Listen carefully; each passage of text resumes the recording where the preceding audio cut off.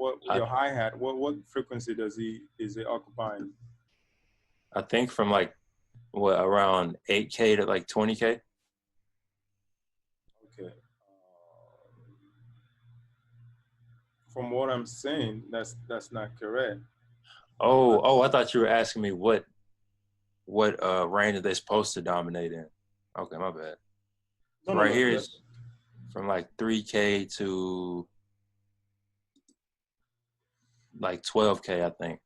Okay. Yeah, that's kind of correct, but it's not totally true. And the reason is, if you look at the frequency the way it's represented, you see like can you see my hand? Yeah, You see like there's like a slope that comes from down here and it comes down here, then it comes down, right? right. So the dominating frequency is going to be where? At the Right, top. right here on the tip.